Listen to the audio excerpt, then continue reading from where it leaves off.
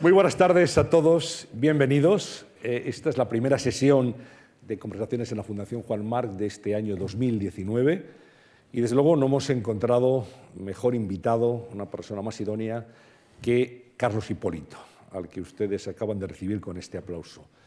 Carlos Hipólito es un actor reconocido, todo el mundo sabemos que es un actor de mucha valía, pero además es un actor querido, y eso lo estábamos comentando hace un instante antes de empezar.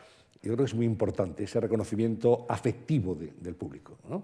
Así que, bienvenido, Carlos. Vamos a hablar de todas tus obras, de todo lo que has hecho. No voy a extenderme en la presentación en enumerar todas las actuaciones, pero es verdad que has tocado todos los palos. Has tocado el drama, la comedia, el musical en este momento también, en Billy Elliot, o sea que la televisión, el cine, el teatro, bueno, una larga trayectoria, 40 años ya.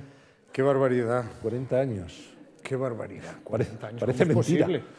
40 años de profesión. Es que empezaste muy joven, Madre empezaste mía, casi sí. de niño. Bueno, sí. Era Dejámoslo así. Dejámoslo así. Sí, sí.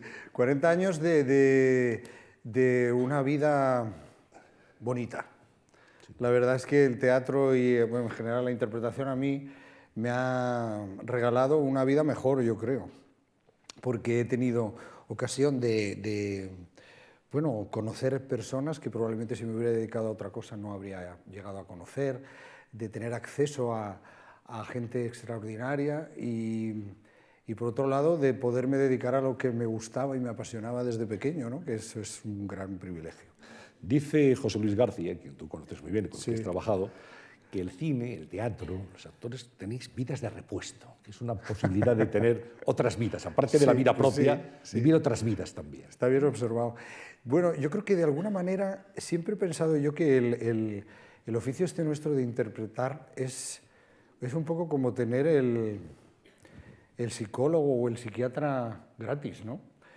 Porque de alguna manera el hecho de tener que incorporar comportamientos de personajes que son muy diferentes a ti, la mayoría de las veces, ¿no?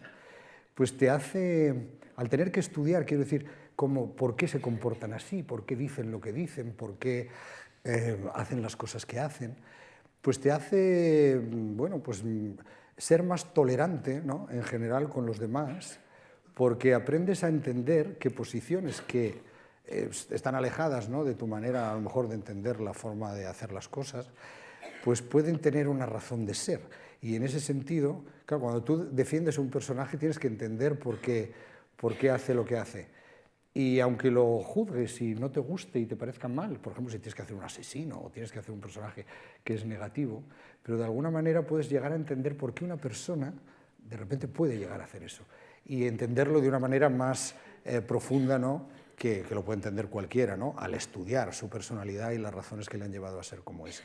Y en ese sentido, claro, pues vas viviendo vidas de repuesto porque te vas enfrentando a situaciones que normalmente tú en tu vida normal nunca vas a enfrentarte, ¿no? ¿Cuál es tu relación, Carlos, con los personajes que interpretas?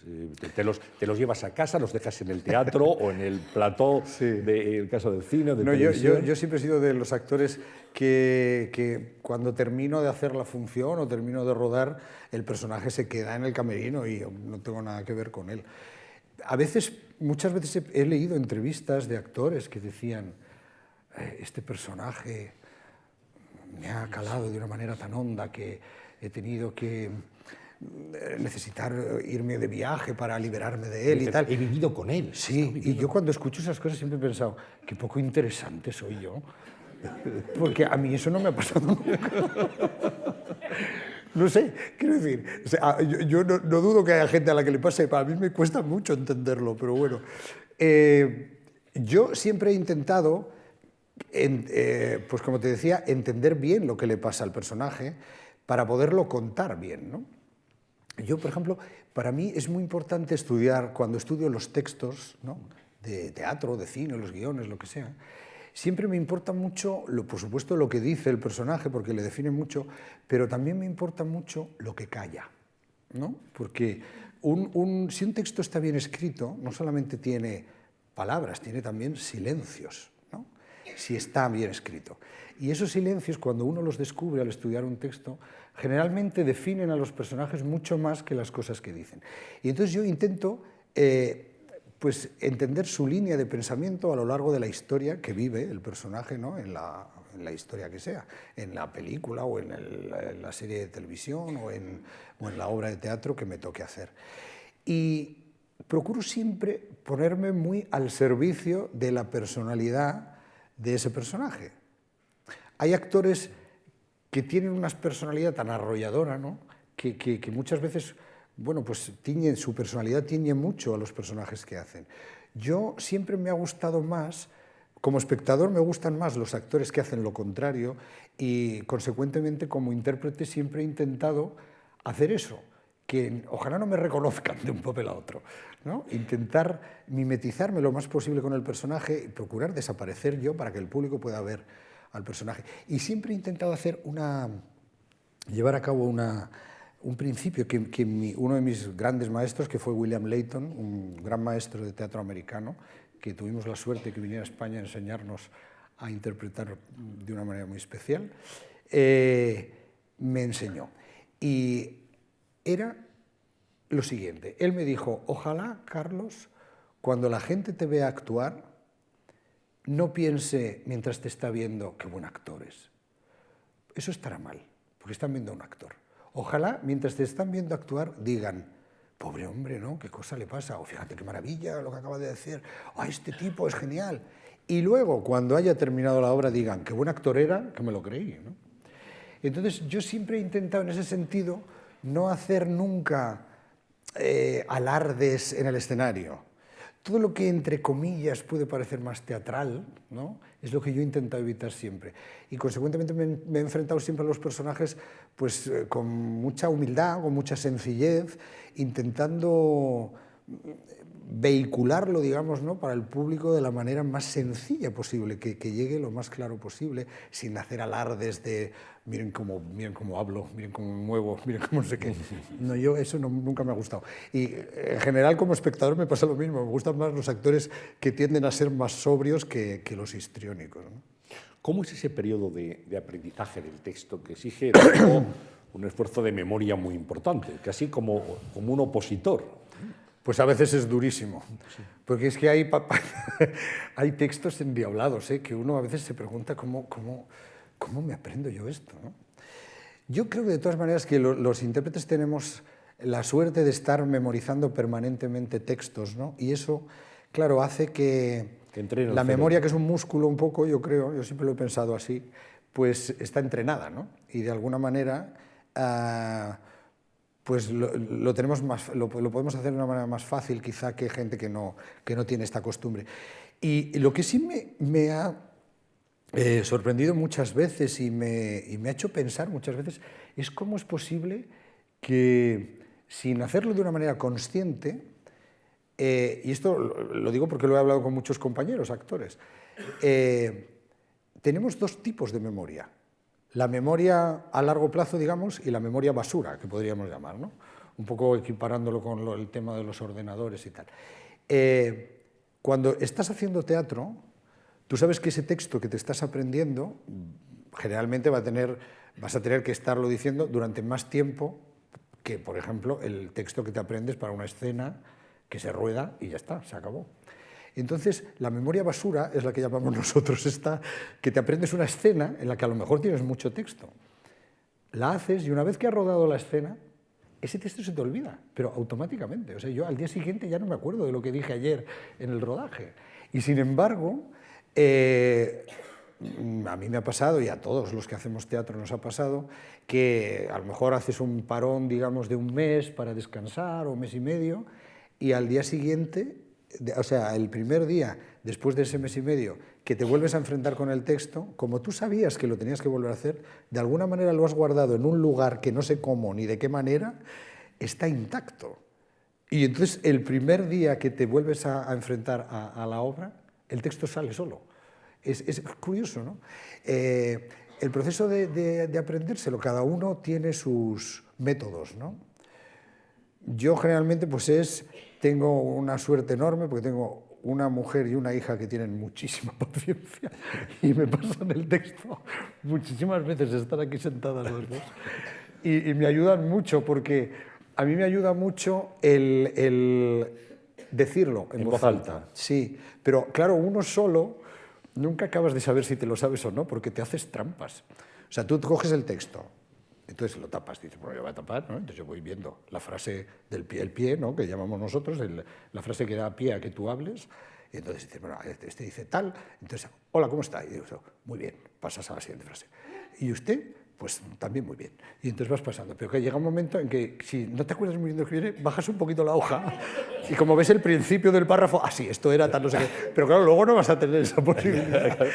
Entonces a eso te ayuda mucho que alguien te haga el otro personaje. Y aquí yo tengo a Mapi y a Elisa, que son mi mujer y mi hija, que también se dedican las dos a este oficio mío maravilloso y me ayudan muchísimo. Mapi Sagaseta, una gran actriz, sí. Bienvenida. Y claro, bueno, sí, eso es jugar con ventaja, ¿eh? Sí, hombre, claro, no, hay mucho arte en nuestra casa. Arte desbordante, ¿no? Sí. ¿Tenéis miedo al apagón, al quedarte en blanco en un momento determinado? Mucho, sí. Uy, eso es terrible. A mí, por suerte, así, un apagón de eso que llaman un blanco nuclear, sí. no me ha pasado nunca. Pero sí me ha pasado a veces que he pensado, ay, Dios mío, esto ya lo he dicho. ¿Sabes? O sea, por ejemplo, un monólogo que es un parlamento largo, a lo mejor dentro de una obra, ¿no? Y entonces es un problema de concentración, generalmente. Cuando en el teatro hay que estar muy concentrado, y generalmente hay que estar más concentrado a medida que llevas más tiempo haciendo la obra. Porque hay una tendencia natural a relajarte, porque es algo que ya tienes hecho, que ya lo conoces y que dominas, ¿no? En teoría. Pero claro, el teatro está vivo y el teatro cada día empieza y termina. Tú sabes lo que debe pasar, pero no siempre pasa exactamente igual, porque hay cosas que hacen que un espectáculo en directo pues, se modifique, a lo mejor mínimamente, pero lo suficiente como para que te puedas distraer en un momento y si no estabas muy pendiente de lo que estás haciendo, de repente decir, uy, madre, ¿y ahora qué ha pasado? ¿No? ¿Por qué ha pasado algo en la sala? ¿Ha pasado alguna vez pues, estar haciendo una obra de teatro y de repente oyes ruido en la sala? Entonces, por favor, y es que alguien se ha puesto enfermo. A mí eso me ha pasado a mí alguna vez. Y piden un médico, entonces, claro, inmediatamente paramos la obra, se da el tiempo suficiente para que pueda entrar alguien a llevarse a la persona que está mal, tal, y luego continúas. Y claro, Dios mío, ya ¿por dónde íbamos? Claro, hay que volver a entrar en situación otra vez. O sea que bueno, pero sí hay miedo a eso. Y de hecho la gran pesadilla en general de todos los actores es quedarte sin memoria, porque la memoria es una herramienta para nosotros muy importante. Ya no hay apuntadores en los teatros. No, ya no hay. La concha y el apuntador. Ya no hay. Yo llegué a conocer, en la época que yo empecé a hacer teatro, como decía mi amigo Paco Valladares cuando le preguntaban cuándo había empezado él a hacer teatro, y dijo, yo empecé a hacer teatro cuando el teatro era en blanco y negro. Que yo decía que hacía mucho tiempo. Entonces, ya era en color cuando yo empecé, pero sí es verdad que todavía ya no había las conchas estas del apuntador que normalmente estaban siempre en el proscenio, ¿no? Pero sí, por ejemplo, en la Compañía Nacional de Teatro Clásico, donde trabajé muchos años, había apuntador, también porque era una compañía de repertorio, entonces se hacían varios títulos a la vez, y entonces era complicado también memorizar tantas obras, ¿no? Y tal. Y entonces solían estar entre cajas, digamos.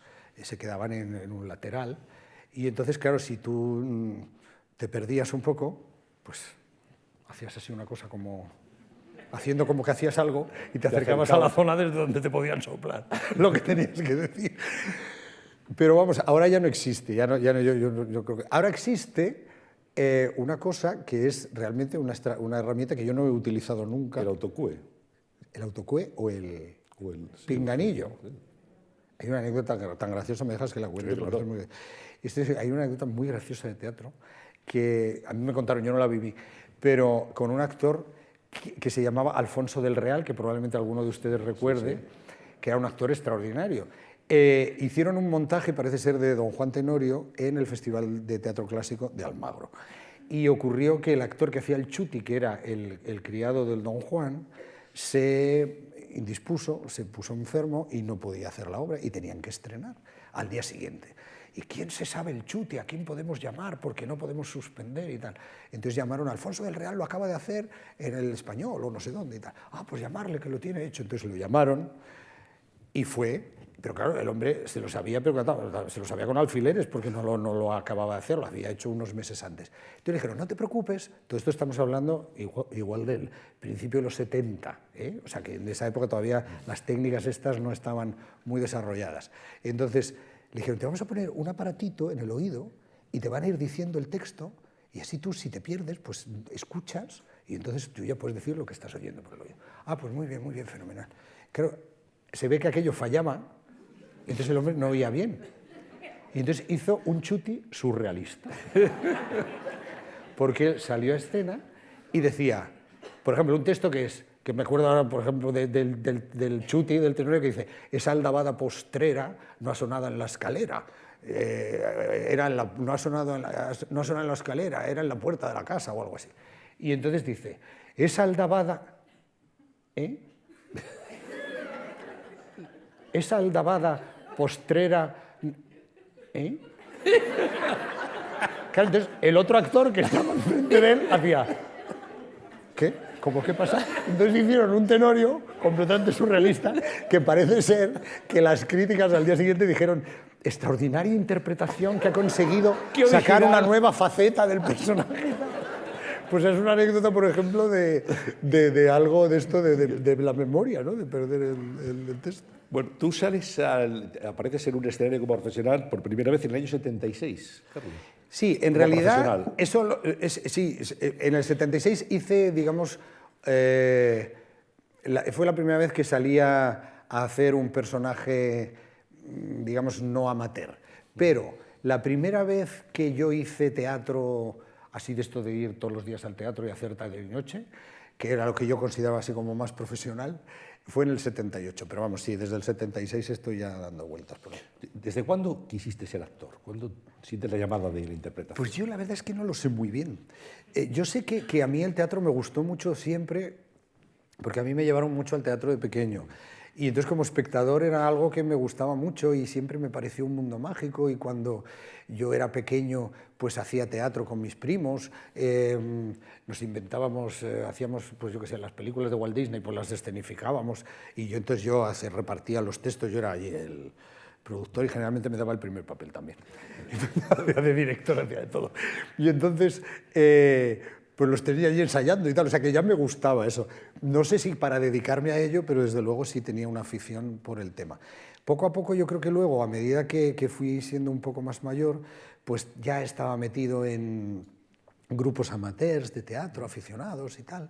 Y cuando hice COU, por ejemplo, en el CEU, en el Colegio Mayor San Pablo, que teníamos, en el CEU de Claudio Cuello, ahí había un grupo de teatro y yo me metí ahí y bueno, pues empecé a hacer algunas obras y tal.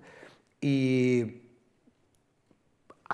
yo me enteré que existía una escuela muy cerca de la casa de mis padres que se llamaba la Escuela del Pequeño Teatro de Magallanes, que era el grupo TEI, que era un grupo que existió muy importante aquí en Madrid. Experimental independiente. Exacto, que dirigía José Carlos Plaza y donde estaba Miguel Narros y estaba también José Carlos Plaza, por supuesto, Arnold Taraborelli, bueno, yo qué sé, había una gente maravillosa que luego fueron mis maestros. Entonces yo me enteré que íbamos de vez en cuando con mis padres, yo iba con ellos a ver obras que hacían allí. Y yo veía a aquella gente que se lo pasaba tan bien y lo bien que lo hacían unos textos extraordinarios también. Recuerdo pues, obras como, yo qué sé, cosas de Camus, cosas de Strindberg, Tennessee Williams, en fin, cosas muy interesantes, ¿no? Y las hacían con un nivel de verdad que a mí me llamaba mucho la atención.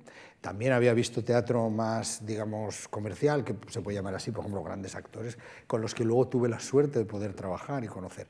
El caso es que ya como con 16, 17 años, pues yo me enteré que tenían una escuela de teatro y entonces pues planteé en casa que quería estudiar ahí. Y afortunadamente mis padres, que fueron dos ángeles del cielo, me ayudaron, me apoyaron desde el principio y me insistieron mucho en que lo hiciera lo mejor posible, que ya que quería dedicarme a eso, que intentara ser no mejor actor que nadie, sino el mejor actor que yo pudiera ser. Y de esa manera intentar investigar sobre lo que yo podía ir haciendo e ir creciendo, ¿no? A medida que avanzaba en mi carrera. Y entonces ahí fue donde empecé a estudiar, o sea que digamos la decisión consciente de quiero dedicarme a ser actor, pues yo creo que fue con 17, 18 años. tu primer papel, no sé si amateur o ya profesional, el que recuerdas, el que te marca en el escenario, ¿cuál fue? Pues mira, fue ese primer año del 78 donde yo hice 2 textos, porque claro, esta compañía del TEI derivó en otra cosa que se llamaba TEC, que era Teatro Estable Castellano, que era una compañía de repertorio. Y esta es la gran suerte que yo tuve de empezar ahí, porque se hacían 2 títulos al año. Entonces, claro, yo empecé haciendo mucho teatro, y esa es la manera de aprender, ¿no? Y entonces hice Así que pasen 5 años, de Federico García Lorca, dirigido por Miguel Narros, con 2 personajes preciosos, que eran el amigo segundo del primer acto y el arlequín del tercer acto, de esta obra de Lorca. Hay una anécdota privada, digamos, pequeña para mí, pero muy bonita, que es que la obra se llama Así que pasen 5 años, es una obra que Lorca escribió en unos términos un poco surrealistas, también es una obra especial, muy, muy complicada de entender, pero hermosísima, con un texto extraordinario, que de alguna manera que escribió en el año 1931. En el 36 empezó la Guerra Civil en España, y de alguna manera siempre los estudiosos de Lorca han dicho que ese Así que pasen 5 años existe un pozo en el que caeremos todos. Era una premonición, digamos, de Lorca viendo venir esa guerra civil que se produjo luego. Bueno, hay esa cosa como un poco esotérica de los 5 años que habla el título de la obra, y 10 años después de haber debutado con esa obra en 2 papeles pequeños, 10 años después, que son 2 ciclos de 5 años, el mismo director, Miguel Narros, me llamó para hacer la misma obra, pero no esos 2 papeles, sino el protagonista. Y eso para mí, a nivel personal, pues claro, me hizo pensar, hombre, pues en estos 10 años algo he hecho bien. Porque cuando un director te llama 2 veces, es que le ha gustado lo que haces, ¿no? Y entonces esos 2 personajes los recuerdo con mucho cariño, y también el personaje del príncipe Don Carlos, del Don Carlos de Schiller, que siendo tan jovencito, tenía yo 21 años o así, lo hice en el Teatro de la Comedia, dirigido por José Carlos Plaza, con José Luis Pellicena, haciendo de mi padre. Bueno, esos son de los del principio. Luego hay otros personajes a lo largo de mi carrera que también recuerdo con... Que te han marcado, digamos, especialmente. Que me han marcado especialmente, si quieres te cuento algo de claro, ellos. Sí. Pues mira, hay uno muy especial que es el personaje de una obra de Eugene O'Neill que se llama El largo viaje hacia la noche, que es una obra que hicimos en el Teatro Español de Madrid, dirigidos también por Miguel Narros y por William Layton. Y ahí tuve la inmensa fortuna de que la vida me regalara trabajar con uno de los actores, que fíjate, me voy a emocionar hablando de él, que yo más admiraba y que se convirtió en una especie como de segundo padre para mí, que fue Alberto Closas, el gran Alberto Closas. Y me emociona recordarle, porque aquí está también Águeda de la Pisa, que fue pareja de Alberto muchos años, y trabajar con Alberto para mí fue muy especial. Y ese personaje del Edmund es especial para mí porque gracias a Alberto Closas, y por eso lo nombro yo tanto, yo tuve la sensación, ya había hecho personajes importantes antes, o sea, importantes, quiero decir, que se veían, ¿no? Que no eran muy pequeñitos, pero a partir de ese personaje yo empecé a hacer algo, y creo que fue por observar a Alberto y por las cosas que él las reflexiones que me hacía sobre el trabajo, empecé a tener la sensación de que por primera vez salía a un escenario no a hacer deberes, sino a vivir un personaje. Me explico. Lo que quiero decir con hacer deberes es que los directores te marcan, en esta escena te levantas, en esta escena te sientas, aquí cuando dices esto haces tal cosa, aquí te estaría bien que te emocionaras, aquí tienes que reírte, aquí sales por la puerta y aquí no sé qué. Y tú sales a hacer eso. Entonces, claro, estás como, ahora viene esto, ahora viene lo otro, no sé qué. Pero la primera vez que yo tuve la sensación de que me olvidaba, me podía olvidar de todo lo que me habían marcado, por supuesto haciéndolo, pero me olvidaba de ello y podía empezar a pensar un poco casi como el personaje en escena, fue en esa obra. Y fue gracias a Alberto, porque Alberto tenía una manera de trabajar que tenía una verdad innata, él una naturalidad, una manera de enfrentarse a los personajes que no parecía que estaba actuando, ¿no? Y yo dije, yo quiero hacer eso, yo quiero hacer eso, yo quiero hacer eso.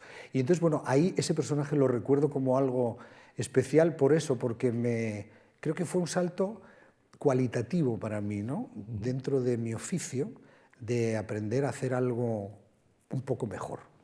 ¿Alguno más que...? Sí, recordar? bueno, es que me han tocado, la verdad es que yo he tenido mucha suerte, porque me han tocado personajes muy bonitos y probablemente a medida que he ido teniendo distintas edades me han ido tocando pues algunos de los personajes más bonitos que se pueden hacer a esas edades. Se me quedó uno en el tintero, no quiero ser un resentido, pero se me quedó uno en el tintero que yo siempre pensé que podría haber hecho muy bien, pero nunca hice, que fue Hamlet. Porque yo creo que yo de príncipe danés podía haber dado cuando era joven, pero nunca me llamaron para hacer Hamlet. Pero bueno, me llamaron para hacer otros personajes absolutamente maravillosos y ya te digo, me han ido tocando personajes tan bonitos que me cuesta elegir alguno, no sé. Hombre, hay personajes que recuerdo también, por ejemplo, El caballo que hice en Historia de un caballo, que era un cuento de Tolstoy, que se armó como un musical y donde yo hacía de un personaje que era la historia de un ser marginado por ser diferente y era muy bonito ese personaje y hacíamos de caballos los actores en escena. Y entonces tuvimos que hacer un trabajo corporal muy especial y bueno, generalmente uno siempre recuerda quizá los personajes que más te han costado, ¿no? Claro. Porque luego hay algunos personajes que son los que digamos, profesionalmente me han dado más satisfacciones, en el sentido de que o me han dado premios, o me han hecho críticas estupendas, o son personajes que te hacen un poco más visible, ¿no? De cara al público y tal.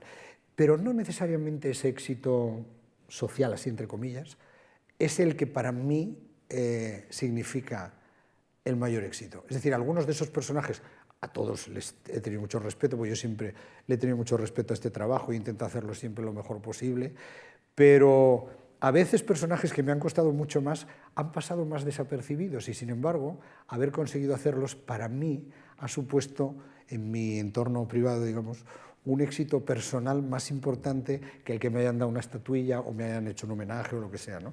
Pero bueno, lo otro también me encanta, ¿eh? No te digo yo que no. Por lo que cuentas, Carlos, el haber hecho teatro de repertorio, especialmente en el comienzo de tu carrera profesional, eso te ha ayudado a la formación, eso fue muy determinante en tu formación como actor.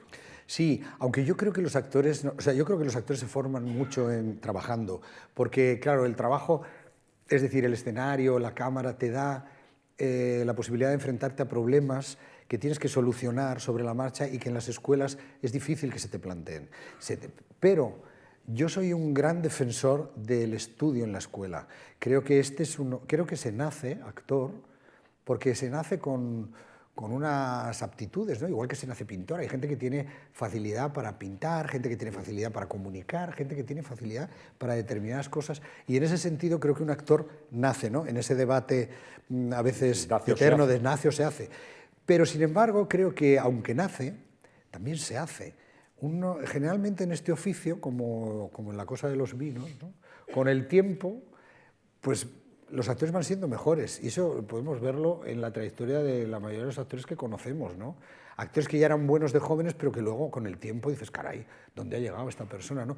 Porque es un trabajo el nuestro en el que la experiencia y la vida y lo que tú vas viviendo en la vida es algo que tú luego vas poniendo al servicio de los personajes que vas haciendo.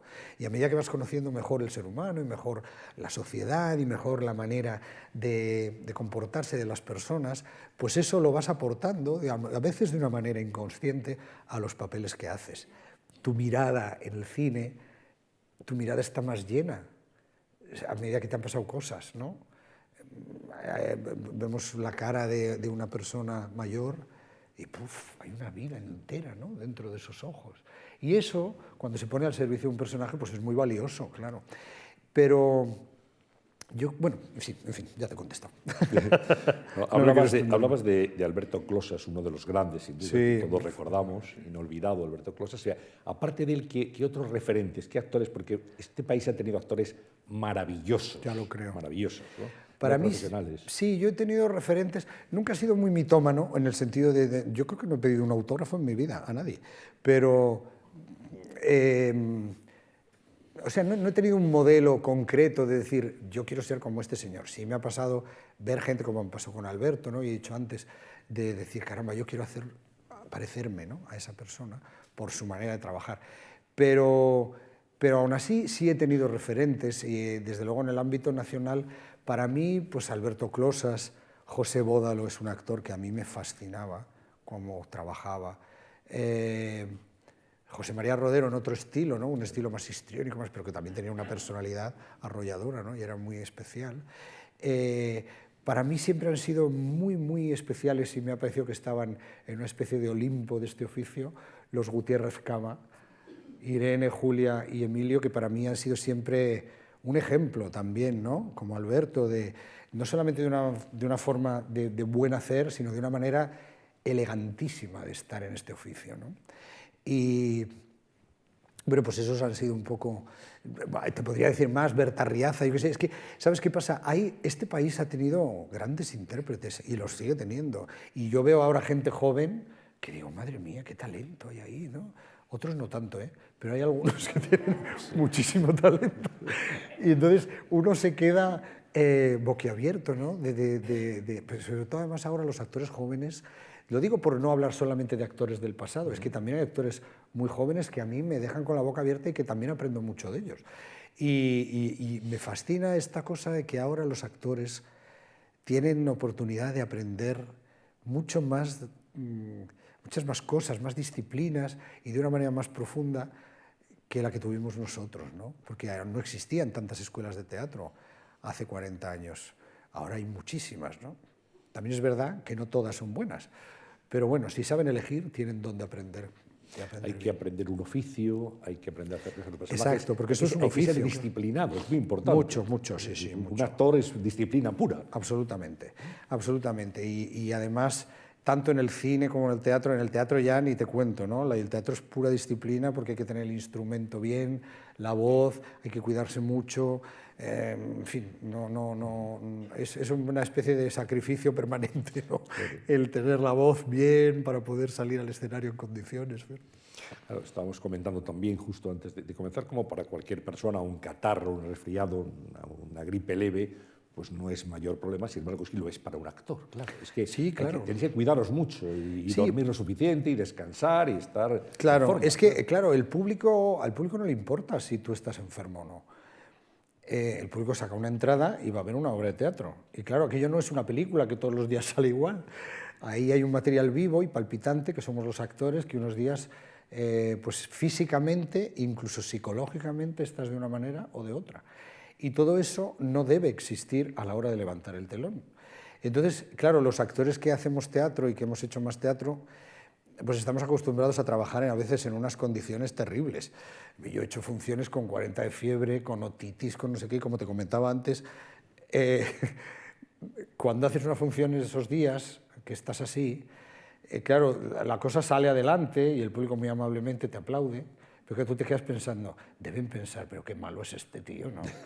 Porque qué mal lo hacía y qué voz tiene tan fea. Y claro, tú estás ahí sacando la voz de donde puedes, intentando escuchar cuando no tienes oído, en fin, bueno, es muy complicado.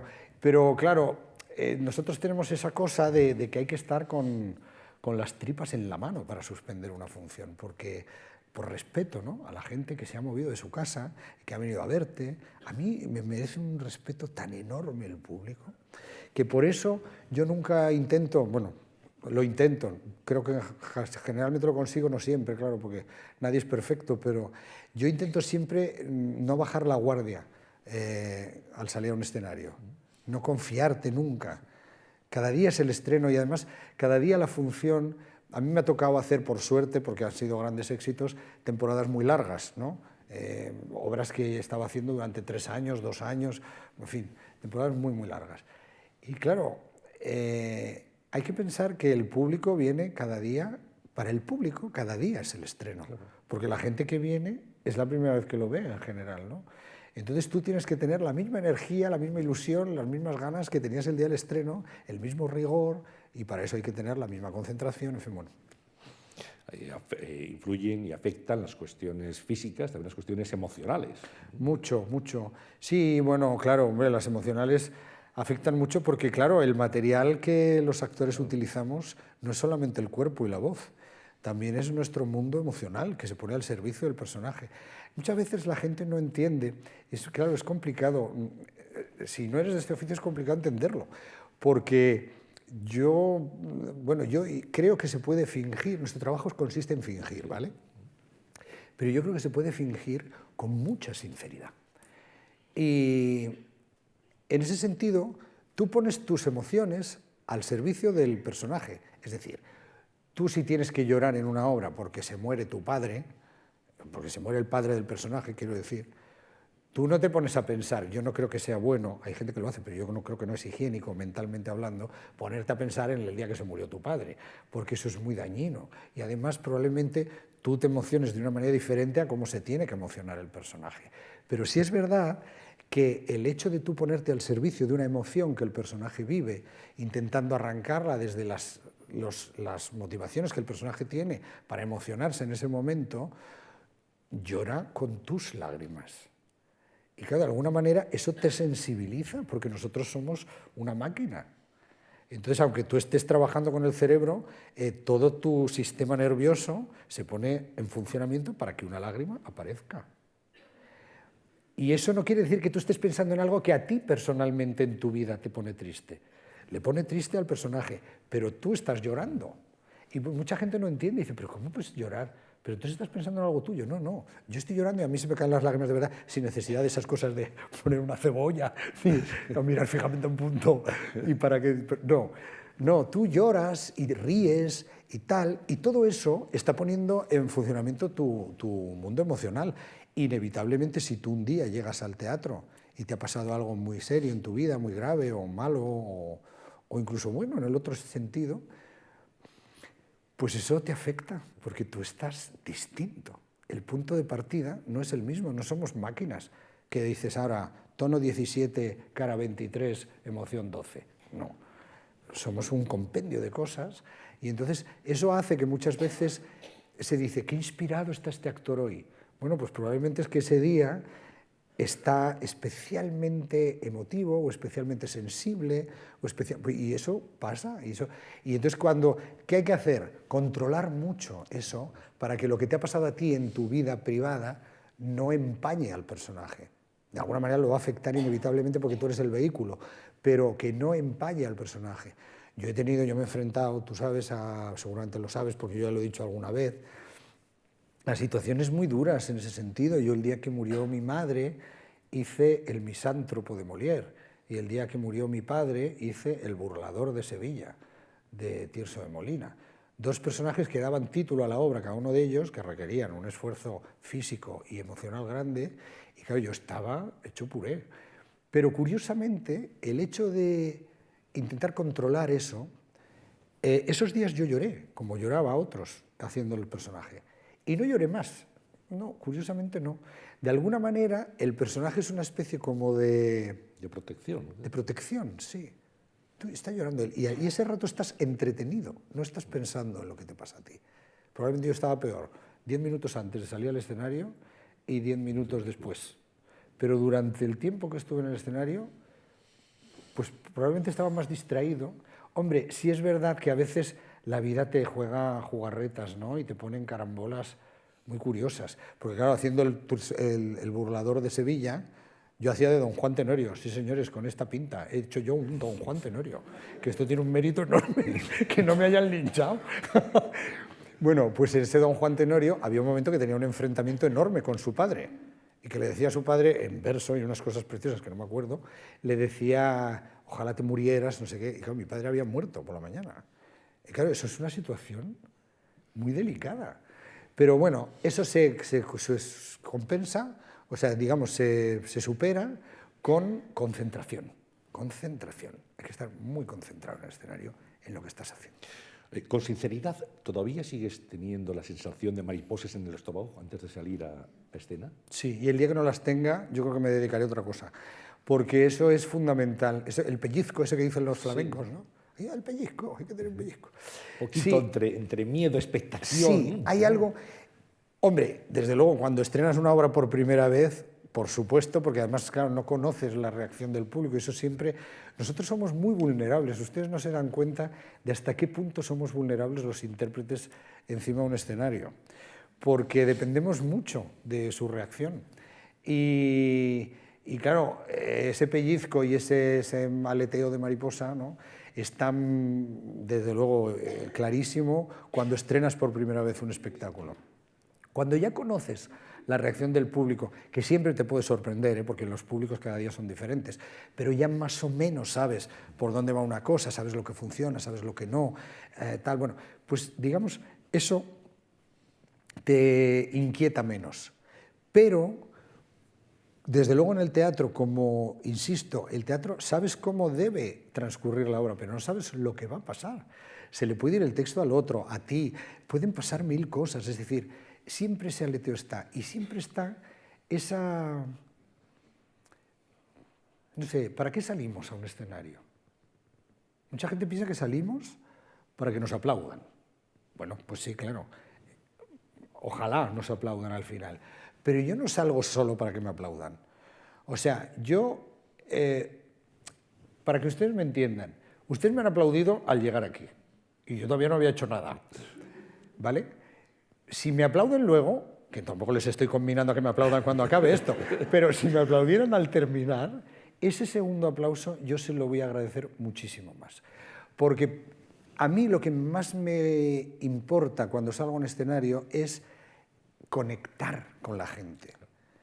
Sentir que de alguna manera, aunque haya sido un destello, un segundo, un momento, hemos conectado emocionalmente con un espectador, con cada uno, con todos y con cada uno, ¿no? Que alguien diga, eso que le pasa a ese tipo, es que me ha pasado a mí, o eso, que me emociona eso, o tal. Y entonces eso es lo que inevitablemente te sigue produciendo un aleteo. Ojalá hoy pase. Porque con la misma obra no siempre pasa. O sea que es un misterio el teatro cada día. El actor percibe al público. Sí, sí, absolutamente. Percibe al público. Y tú hablabas antes, yo creo, con mucha propiedad, no del público, sino de los públicos, porque públicos diversos. Mucho, claro. Y hay actores que dicen, bueno, es que de repente vas con una obra y dices, aquí cuando digo esta frase se ríen, pero una noche no se ríen. Y tú dices, ay, o se ríen cuando no se han reído nunca. Claro. Y empiezas a mirarte a ver si te llevas la cremallera abierta, o qué ha pasado, porque no entiendes, ¿no? Y los públicos son diferentes en Madrid que en Sevilla, que en Bilbao. Pues yo, fíjate, no creo que tanto. Hombre, a ver, estos son tópicos, y los tópicos siempre tienen una base de verdad, ¿no? Eso está claro. Digo, en tu experiencia. Pero en mi experiencia, yo lo que sí creo es que y ya lo he dicho varias veces, en el público, en el auditorio, digamos, entre el público que hay cada día en un teatro, hay todo tipo de personas. Hay gente lista, gente tonta, gente amable, gente antipática, gente más entendida, menos entendida, hay de todo. Gente que viene a pasárselo bien, gente que viene obligada porque viene con alguien que le ha traído arrastrado al ver aquello. Hay de todo, pero habiendo de todo cada día, sí es verdad que cada día se crea una energía general, conjunta, que hace que nosotros podamos decir, hoy el público es frío. Y no es que todo el mundo que esté allí sea frío. Ese día, por lo que sea, se ha creado una energía especial que hace que ese público sea más distante. Otros días están más entregados. Otro día es un público que tosen, que dices, Dios mío, pero gracias por venir a pesar de su estado de salud, porque claro, o sea, se hubieran quedado en su casa y hubieran tosido allí, ¿sabes? Hay días que es terrible y hay otros días que no se oye una mosca. Entonces es muy curioso eso. Por eso nosotros percibimos mucho la energía, porque es una energía, no es tanto... Hombre, cuando es una cosa de comedia, por ejemplo, y hay respuestas sonoras, digamos, del público, como son las risas, pues eso se percibe de una manera muy nítida, muy clara. Pero cuando, por ejemplo, estás haciendo un drama, lo que aprendemos a calibrar nosotros es los silencios del público. Y hay muchos tipos de silencios. Hay silencios que son cómplices, hay silencios de notas que la gente está emocionada, hay otros silencios que son simplemente respetuosos, que generalmente son interrumpidos por un caramelito, un papel, un no sé qué, un pongo el bolso, un no sé cuándo. Pero la gente no habla, claro, ni se pone a hablar por teléfono, pero tú notas que aquello que no están atentos. O sea, todo eso se aprende a notarlo desde el escenario. Y los móviles deben de ser terribles, ¿no? Un teléfono móvil sonando. Pero hemos vivido situaciones muy graciosas con eso. O sea, por ejemplo, gente que le suena el móvil, que muchas veces, a ver, no siempre, o sea, todos nos puede pasar, o sea, porque a veces te equivocas, no te crees que lo has puesto en silencio y no lo has puesto en silencio, o tal. Pero luego hay gente que es muy osada. O sea, yo he vivido cosas como, por ejemplo, porque claro, además ahora las melodías son de todo tipo y de toda... Entonces de repente pues suena un trozo de salsa, ¿no? Y entonces oyes que se para y a continuación oyes, mira, perdona, pero a este tono, O sea, que se oye todo, porque claro, desde el patio de butacas se oye lo que se dice en el escenario, pero desde el escenario se oye mucho lo que se dice desde el patio de butacas. Que no te puedo atender, ¿eh? Que es que estoy en el teatro, perdona. Oye, tal, no sé qué. Que tú dices, pero ¿quiere usted callarse? O sea, por favor. ¿Sabes?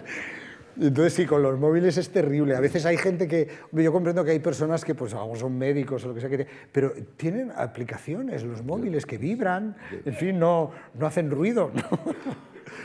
En general, sí, es curioso porque a veces pasa en funciones de teatro que justo un poquito antes de terminar la obra se oyen teléfonos. Y claro, nosotros decíamos, pero la gente, o sea, porque, y claro, ¿qué pasa? Un día, yo lo descubrí por azar, ¿eh? No es que yo sea muy inteligente y se me ocurriera de pronto la gran idea de lo que pasaba. Pues un día descubrí por una persona que había venido a verme a mí, que era una persona mayor, muy mayor, que justo al final de la obra hay muchas personas mayores que vienen a buscarles al terminar la obra. Y entonces, papá, mamá, ¿estás ya? ¿Ha terminado? ¿Dónde estás? Estoy... No, hijo, que todavía estoy en el teatro. Entonces, claro, tienen el móvil puesto para cuando va a terminar, entonces, claro, les llaman un poquito antes de que termine y a veces se hacen un lío y no saben cómo pararlo y tal. Y eso nos puede pasar a cualquiera, y entonces eso te da mucha ternura también. Es como una vez una cosa terrible que pasó con las toses. Una vez una persona tosía, pero oye, tosía, que es que... Este no ha venido a ver teatro, este ha venido a toser. Aquí ha dicho, voy a pasar la tarde aquí, voy a toser un rato y luego ya me vuelvo a casa. Porque, o sea, es que tosía de una manera que era sin parar, ¿no? Entonces, pues un actor que había estrenado, no voy a decir quién, se enfadó mucho y le increpó un poco. Le dijo, oiga, señor, por favor, si no le importa salir de la sala, comprendemos que esté... Y entonces este pobre hombre dijo, perdónenme, lo estoy pasando muy mal, disculpe, y se volvió al público y dijo, discúlpenme, es que soy asmático, pero me gusta tanto esta obra que no quería perderme. Claro, nos dio todos como se nos encogió el corazón y tal. Y luego hay una anécdota muy graciosa de un actor que es muy divertida, esta os la cuento porque es divertida. Un actor fantástico. Lo que pasa es que yo cuando cuento anécdotas no me gusta dar los nombres de los actores porque me parece... Eso me lo enseñó a mí Luis Escobar, que me dijo, no es elegante dar el nombre de alguien cuando cuentas una anécdota. Cuenta la anécdota, pero no digas quién. O sea que voy a hacer caso a Luis y no voy a decir quién era. Pero estaba haciendo un monólogo, era una obra francesa, iba vestido así como con muchos encajes y mucha cosa, llevaba un pañuelo en la mano y tenía un monólogo larguísimo. Que ese monólogo tenía partes muy sotoboche, ¿no? Que tenía que decir, no sé qué, porque tal, no sé cuánto, ¿sí? Entonces bajaba la voz, subía, tal, no sé qué. Y había una persona que estornudaba y que siempre coincidía que estornudaba cuando él bajaba la voz. Entonces decía, porque tú me has... Entonces seguía, no sé qué, cuando tal, no sé qué, y entonces cuando terminó el monólogo dijo, no sé qué, terminó el monólogo y le tiró el pañuelo a la persona que le dijo, tome, suénese. Que es muy gracioso eso, ¿no? Muy divertido. Son cosas que pasan en el teatro. Repasando, Carlos, la lista de directores con los que tú has trabajado, es impresionante. Has trabajado con los mejores. Pues he tenido suerte, sí, sí. Estaba hablando de Adolfo Marsiñá, José Carlos Plaza, José María Flotats, Tansin Townsend, Claudio Torcachir, Gerardo Vera, Paco Nieva, Lluís Pascual, en fin, una lista de Mario Gas, hay un montón. Bueno, hay muchos más, pero hay muchos. ¿Cómo ha sido tu relación con los directores? Porque es muy importante esa unión en intereses y en la visión del personaje de la obra entre el director y el actor. Sí, pues ha sido muy buena en general.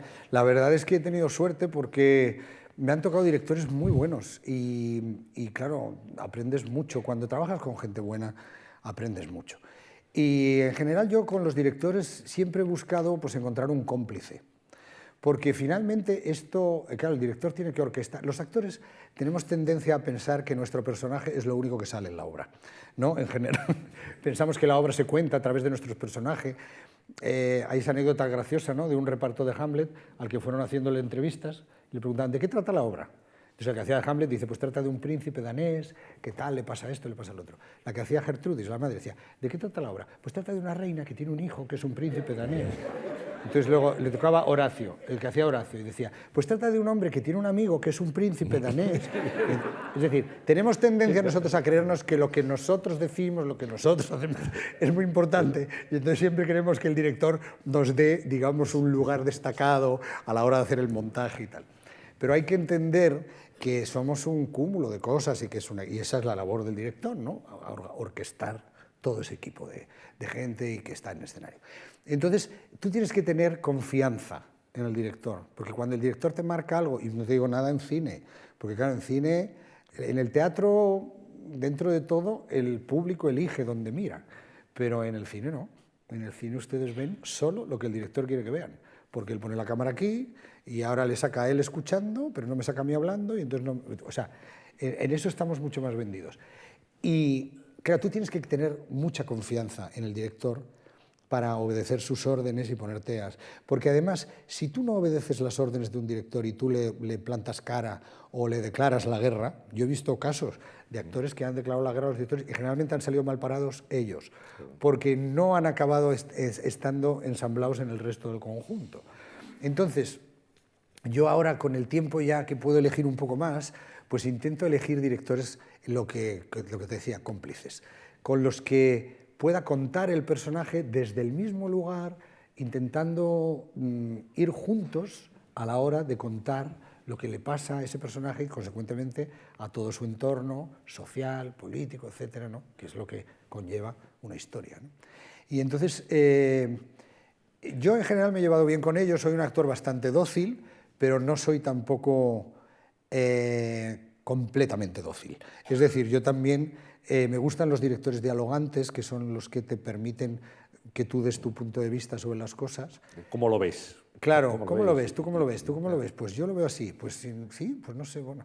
Entonces, de ese intercambio, digamos, pues generalmente suelen surgir muy buenas ideas a la hora de poner en funcionamiento un personaje. Y entonces yo he tenido suerte, ya te digo, porque con la mayoría de ellos hay algunos con los que no me he entendido tanto, pero bueno, tampoco ha llegado la sangre al río, con lo cual tampoco he tenido grandes dramas, ¿no? En ese sentido. No quiero decir con eso que con todos me haya entendido bien, y probablemente no con todos repetiría, pero con muchos de ellos sí. De hecho, si tú observas mi trayectoria, yo una de las cosas que me enorgullece más es que con la mayoría de los directores con los que he trabajado he repetido. Y como decía antes, cuando un director te llama la primera vez puede ser porque no había otro, pero cuando te llama la segunda es que le gustas. O sea que eso es importante. Has hecho género clásico, has hecho drama, has hecho comedia. Decía Billy Wilder que la comedia es muy difícil, porque es un artefacto perfecto en el que todo tiene que estar ensamblado como un reloj suizo, que si no la comedia no funciona. Totalmente. Parece que es un género menor, pero no es nada difícil, menor. ¿no? Es un género curiosamente menospreciado por mucha gente y es algo que yo no entiendo, porque realmente la comedia es... Lo digo porque a la hora de por ejemplo, no sé, lo solemos ver en los Oscars, por ejemplo, ¿no? Por hablar de cosas de fuera de aquí. Generalmente siempre se premian y se nominan películas dramáticas. Las comedias generalmente no suelen estar presentes en ese tipo de cosas, ¿no? Y no lo entiendo porque, como tú bien dices, la comedia tiene una mecánica muy precisa y es muy difícil, es mucho más difícil hacer reír que hacer llorar, yo creo. De eso estoy convencido. Y has hecho musical. Estás Sí, haciendo ahora mismo Billy Elliot, sí, sí. en el nuevo Alcalá, sí, sí. y muy cerquita de donde estamos.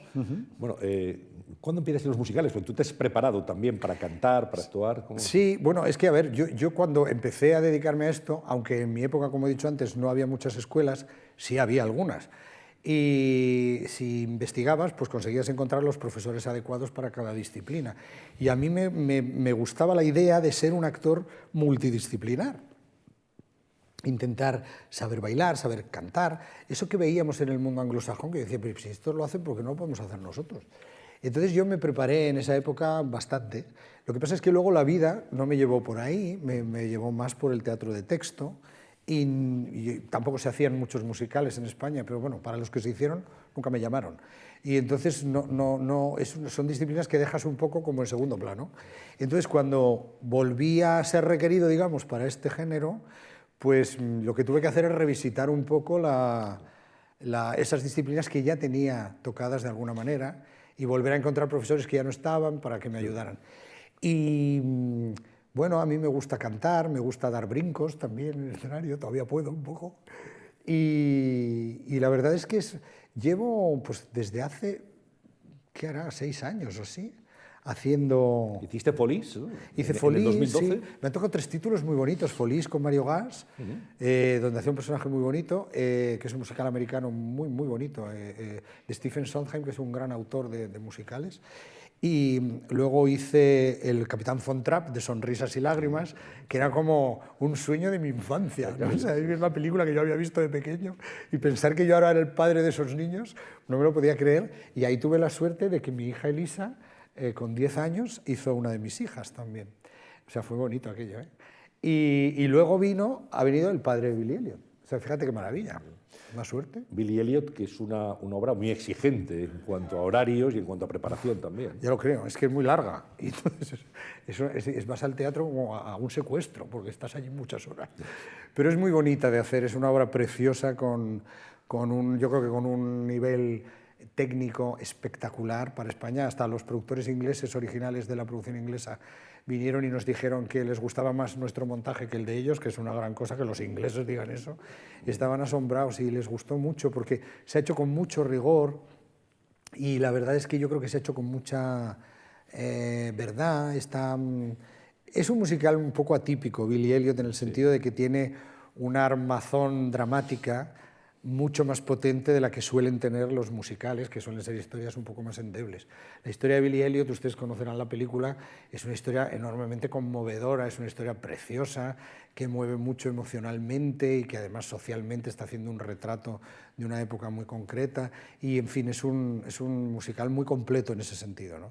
Tiene una música muy bonita, se ha resuelto muy bien, pues estamos afortunadamente teniendo el teatro lleno cada día. Con un gran éxito, ¿no? Un gran éxito. Como decían en aquella... Es que no me resisto a que cuentes la anécdota de Vitoria. Es que le conté una historia muy graciosa porque hay, en un teatro, como hacemos tantas giras, ¿no? Pues vas visitando teatros de distintos lugares y entonces hay un teatro en Vitoria, que es el teatro principal, que tiene una entrada grande donde hay carteles antiguos de teatro y tal. Y una vez vi un cartel que me hizo tanta gracia, era un cartel de una revista de Colsada, que era una empresa catalana que hacían revistas y no sé qué tal, y entonces era una foto de la vedette, que está así puesta así con la pierna, y en la pierna, todo lo que es el largo del muslo, habían puesto un cartel que ponía éxito que asombra a la misma empresa.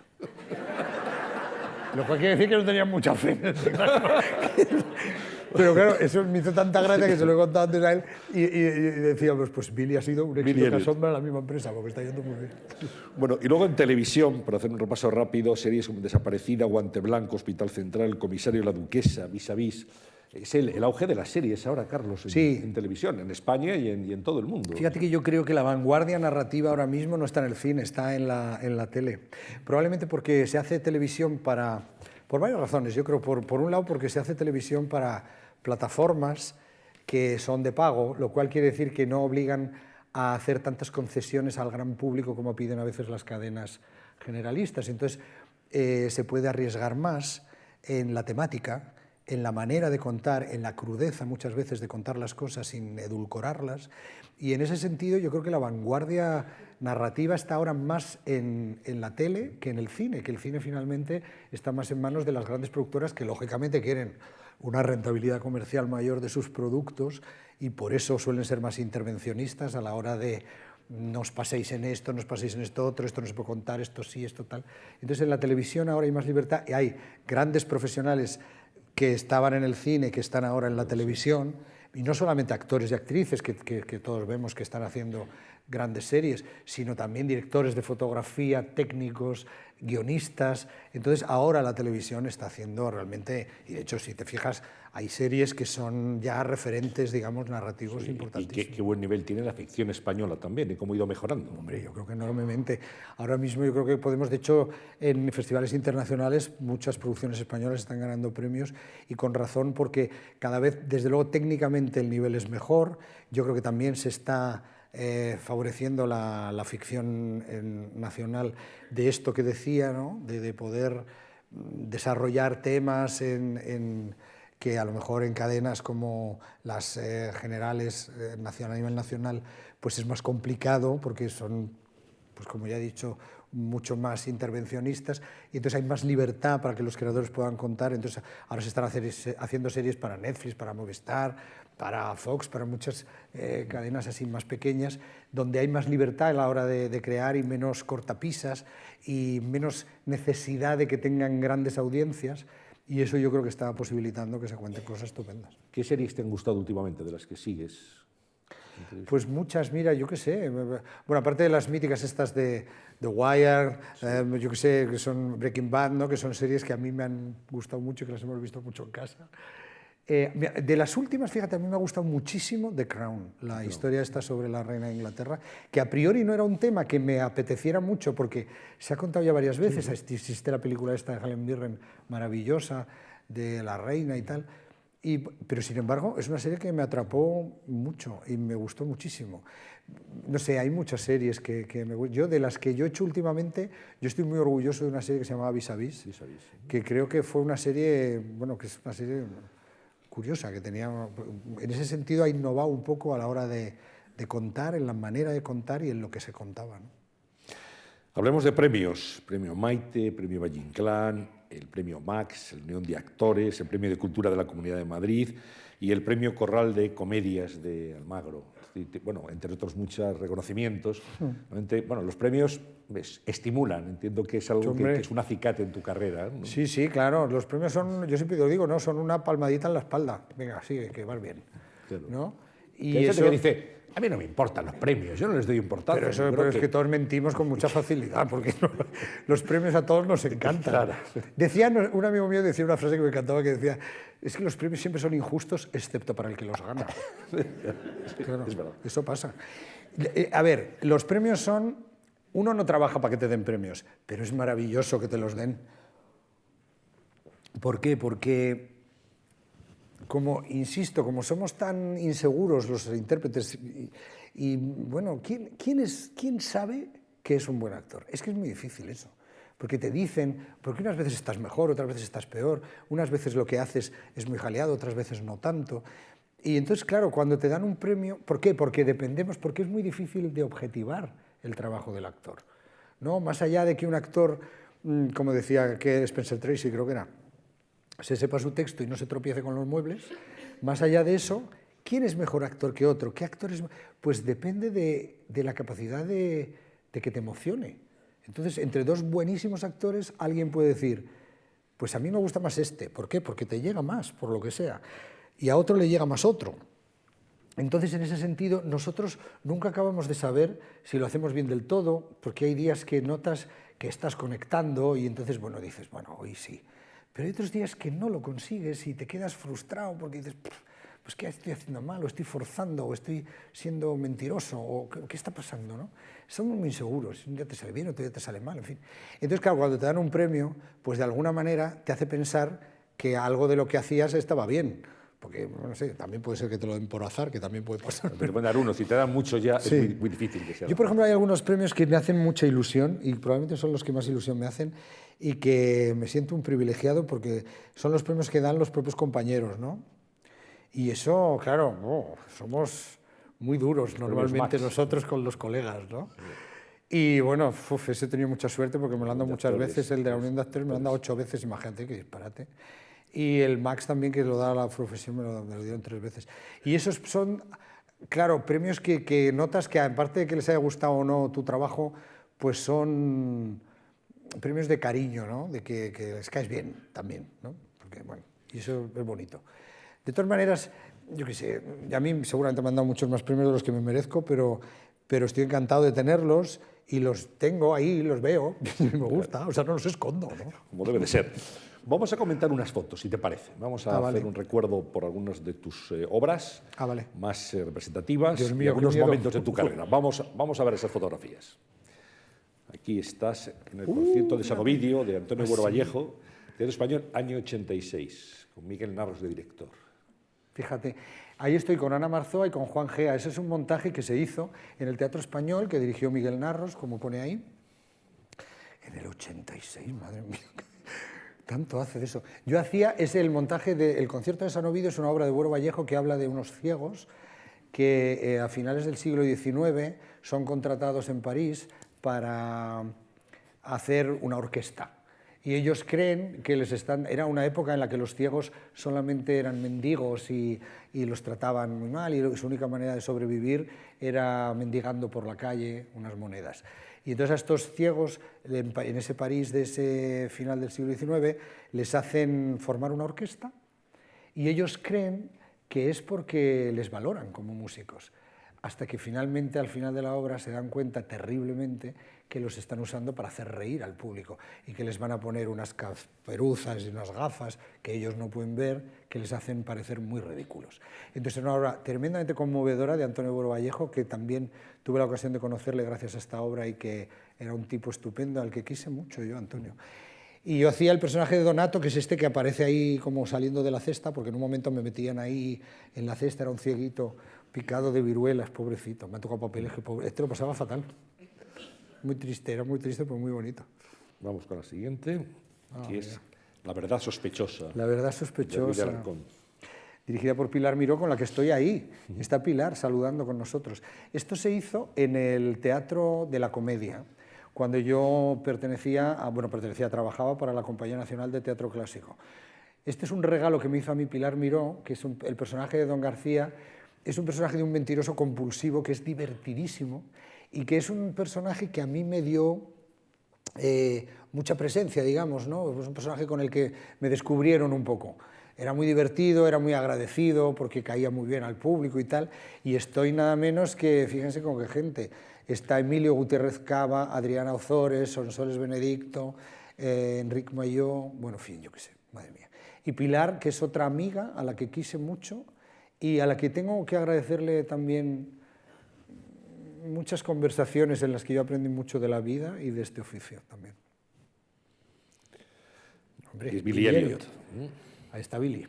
Pues esto es una foto de esto que estamos haciendo ahora, donde está mi hija también, por cierto, Lisa. Sí, ahí estamos, bueno, pues es un momento final de la obra, del saludo final, donde todos los personajes masculinos, que son mineros que a lo largo de la obra están ridiculizando a Billy porque se quiere dedicar a bailar, cuando los chicos lo que tienen que hacer es boxeo. Todo esto transcurre en el 1984, en los años finales de los 80, bueno, esa época, los mediados de los 80, en un pueblo minero de Inglaterra, cuando Margaret Thatcher provoca el cierre de las minas y provoca consecuentemente una huelga terrible que hace que todos estos mineros lo pasen muy mal. Es una época muy cerrada, de esa Inglaterra muy oscura, en la que un niño que quiera bailar en un pueblo de esos tenía poco futuro. Y en este saludo final, todos los personajes masculinos que llevan esos monos de mineros, entre los que estoy yo también ahí, nos ponemos un tutú para contarle a la gente que todos somos Billy y que todos somos diferentes y que es maravilloso que uno pueda realizar su sueño. Es una obra muy bonita, muy bonita. Bueno, y ahora este eres tú. Este soy yo, pero ahora vamos a verte a ti interpretar, por ejemplo, El misántropo de Molière. Me son tan odiosos todos los hombres que no soportaría que me tuviesen por sensato. Así que deseas lo peor para la naturaleza humana. Sí, he llegado a cogerle un odio espantoso. ¿Y tienes esa aversión por todos los pobres mortales, sin excepción ninguna? Después de todo, también hay gente nuestros... No, es general odio a todos los hombres. A unos por ser malvados y cometer fechorías. A otros por ser complacientes con los malvados. En vez de sentir por ellos ese odio vigoroso que debe producir el vicio en las almas virtuosas. Este era un montaje de Adolphe Marsillac, del misántropo de Molière, que como todo el mundo sabe es un hombre que odia a todo lo que suponga hipocresía y falsedad, y se acaba enamorando de la mujer más falsa y más hipócrita de la corte. Y esa es su gran contradicción, ¿no? Es un personaje muy bonito. Este me dio la oportunidad también de volver a trabajar con Adolphe Marsillac, con el que ya había trabajado en El médico de su honra, que fue otro gran maestro y que, bueno, le tengo también un cariño enorme, porque también me enseñó muchas cosas y, bueno, fue muy bonito hacer esta obra, muy bonito.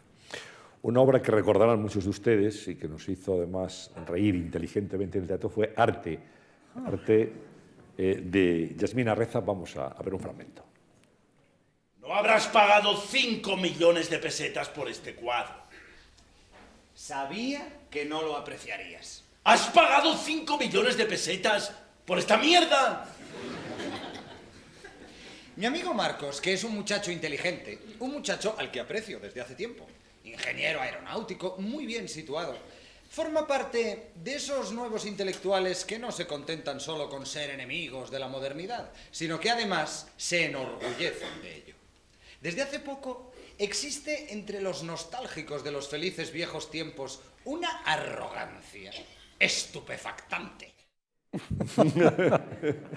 Pues esto fue un gran bombazo Sin duda, que creó José María Flotats, que fue quien compró los derechos de la obra a Yasmina Reza en París y que la trajo a España y nos llamó a José María Pou y a mí para acompañarle en este viaje, que fue maravilloso porque fuimos los primeros que la hicieron aquí, luego la han hecho muchas veces. Varios repartos han vuelto a visitar el texto. Y siempre tal. con éxito, además. Siempre con éxito, sí. Y la obra fue un éxito a nivel internacional, porque se hizo en Nueva York, en Londres, en montones de... Creo que se estaba haciendo a la vez en 17 ciudades del mundo, que es una cosa tremenda. Y bueno, nosotros lo pasamos muy bien, estuvimos 3 años haciendo esa obra, fue un gran éxito, como te digo, y bueno, pues fue también un personaje que me regaló momentos muy, muy bonitos.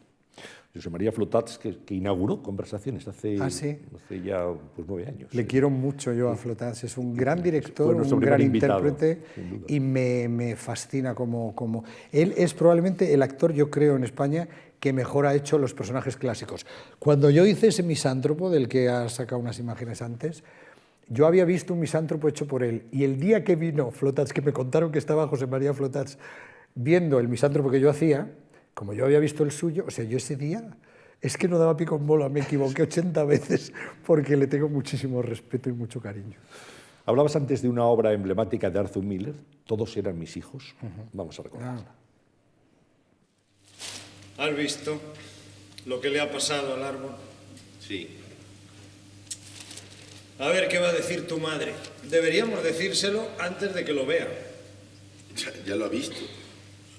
Como que ya lo ha visto. Si yo me he levantado el primero. Estaba aquí anoche cuando se partió. ¿Sí? ¿Cuándo? Son las 4 de la mañana, papá. Escuché un ruido, me asomé por la ventana, estaba justo aquí, de pie, cuando se rompió. ¿Pero qué hacía aquí fuera a las 4 de la mañana? No lo sé. Esta es la primera obra que hice yo con Claudio Tolcachir como director. Ahí estoy con Fran Perea, que hacía de mi hijo, y fue un montaje precioso de esta obra de Arthur Miller, que también hay una anécdota que te puedo contar, porque cuando a mí me llamó Claudio Tolcachir para hacer este papel de Joe Keller, que es el padre de esta familia, yo me puse muy contento, porque yo había visto una obra que había dirigido él, que era la omisión de la familia Coleman, que me fascinó, y dije, guau, me llama este director, qué bien y tal. Entonces me fui corriendo a ver un ejemplar que tenía yo de Todos eran mis hijos de Arthur Miller en casa. Entonces me leo la descripción de los personajes y decía, esta función se hizo hace, ¿qué? 10 años, no sé qué año ponía, pero bueno, hace, no sé si 10, igual menos. Sí, pues eso, hace 8 o 9 años. Entonces, claro, que yo parecía un poco más joven que ahora, digamos, hace 8 años. Y entonces yo leo la descripción del personaje y decía, Joe Keller, un hombre de 65 años, grande, fuerte, robusto, una columna, una piedra. Y yo pensé, pero este está llamando a otro. O sea, se ha equivocado, este como es argentino, viene de Buenos Aires. Pues te han debido decir ese y entonces han dicho mi nombre, pero es a otro al que está llamando. Entonces llamé a la productora, que era Ana Gelín, y le dije, oye, dale las gracias, pero dile que se ha equivocado, que yo no soy este y tal. Entonces me llamó ella y me dijo, no, que él quiere hablar contigo. Bueno, entonces me llamó desde Buenos Aires para convencerme. Yo le dije, pero es que yo no debo hacer esto porque yo me voy a cargar la obra, es que nadie se lo va a creer.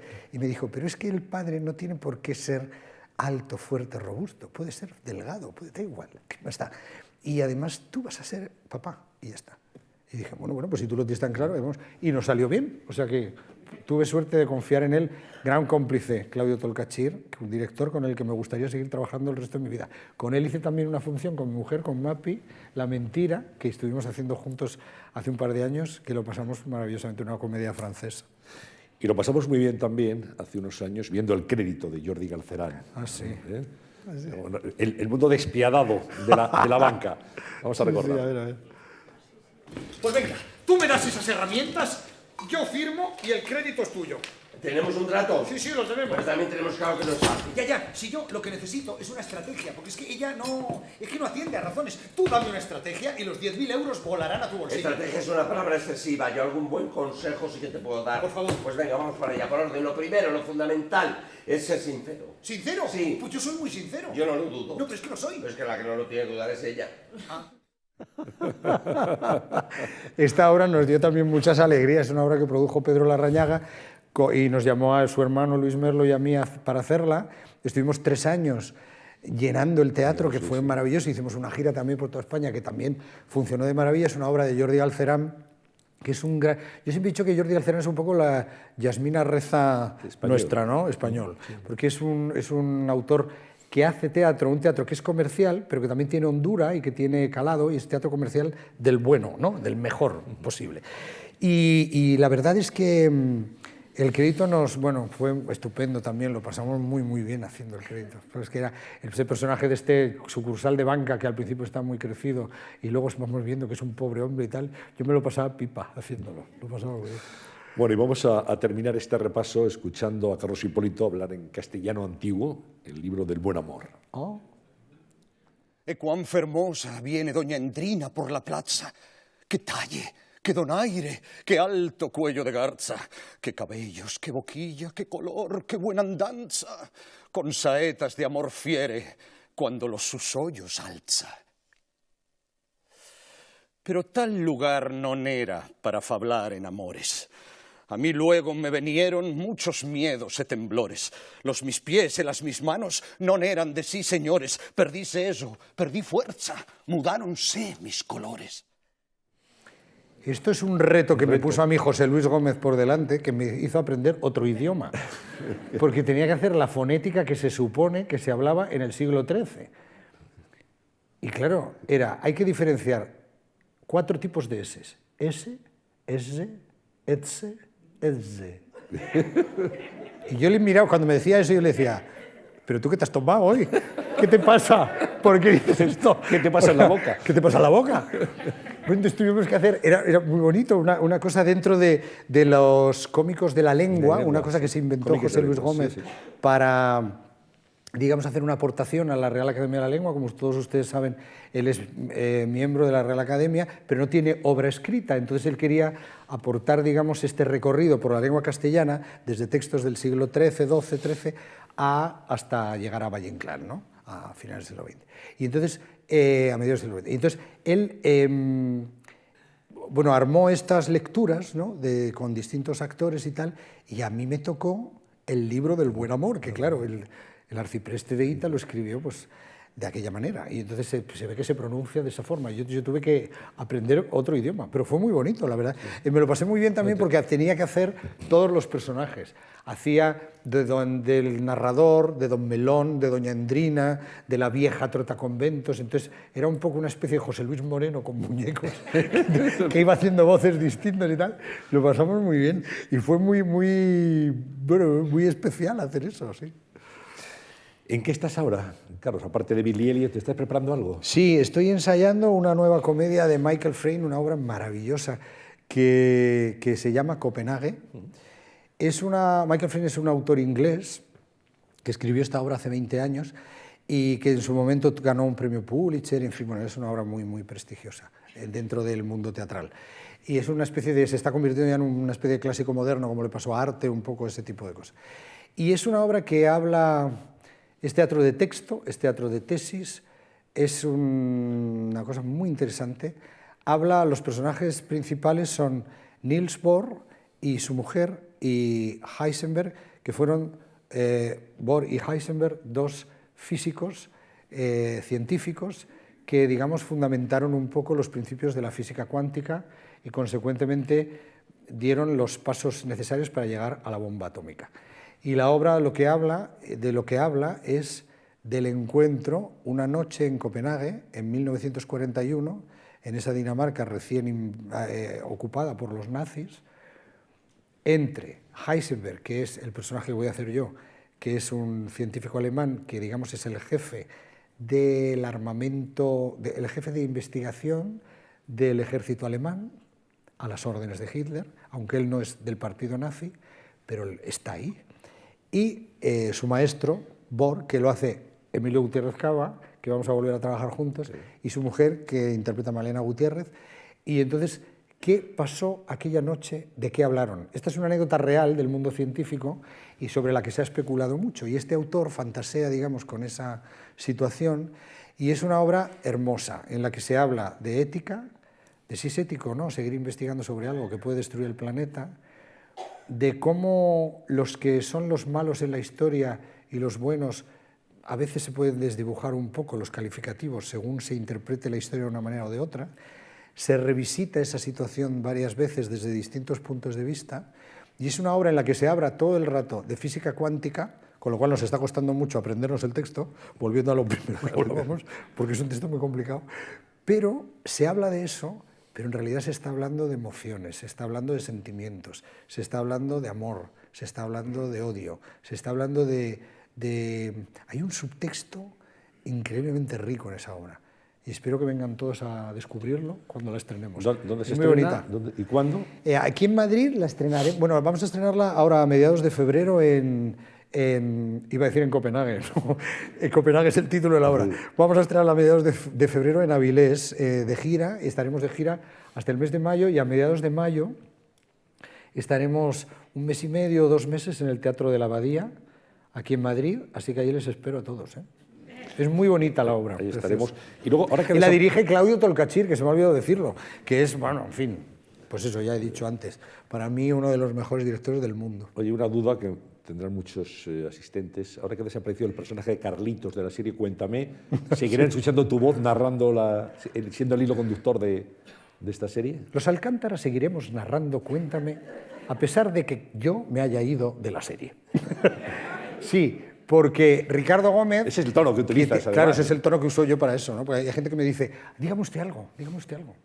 Digo, ¿cómo que le diga algo? Por la calle, digo, dígame a usted algo con la voz de Cuéntame. Y entonces yo, con su bien mandado, pues le digo, los Alcántara saludábamos por la calle a fulanita de tal, cuando no sé qué, no sé cuántos, y Mapi me dice, ¿quieres dejar de hacer el ridículo, por favor? Vámonos a casa. Bueno... seguiremos, yo os voy a seguir porque cuando Ricardo Gómez es el actor que hace de Carlos Alcántara, el protagonista de Cuéntame. Entonces él tiene 24 años, lleva desde los 7 haciendo esa serie y quiere volar y hacer otras cosas, y es un chico estupendo y un estupendo intérprete que seguro va a llegar lejísimos. Y entonces le han dado libertad para que se vaya a liberarse un poco de esa historia. Entonces yo, cuando me contó que se iba, pensé qué bien y qué mal, porque me quedo sin trabajo, porque claro, si él se va, pues yo ya dejaré de contar. Se supone que yo soy él de mayor en la serie contando las cosas. Pero los productores de la serie han decidido que, como la voz, curiosamente, y para gran alegría por mi parte, se ha convertido en una especie de seña de identidad de la serie, pues no quieren renunciar a ella, y entonces la narración va a seguir en la boca mía sin, digamos, ser tan subjetiva como era antes. Antes yo, digamos, narraba escenas que la mayoría de ellas las había vivido el personaje, o sea, yo de joven, en primera persona. Ahora son historias que yo ya no he vivido en primera persona, pero de alguna manera, de una manera más objetiva, seguiré contando la historia del barrio, de la familia y de España. Pues te seguiremos escuchando en televisión, viendo también en televisión, en cine, en tus obras de teatro. Te deseamos mucha suerte. Muchas gracias. Muchas gracias. Ha sido un placer, Carlos, de verdad. Muchas gracias. Placer. Yo te decía que eras un actor reconocido y querido también, creo que se ha demostrado. Y creo que es la primera vez, o sí, seguramente la primera vez que estás en un escenario y te aplauden sin haber actuado. Sí, es verdad, ¿eh? Y no ha actuado. Bueno, todavía no han aplaudido, ¿eh? Ha contado, es verdad. Muchas gracias, Carlos Hipólito. Muchísimas gracias a todos ustedes. gracias. Buenas tardes. Muchas gracias, de verdad, es un placer absoluto. Muchas gracias.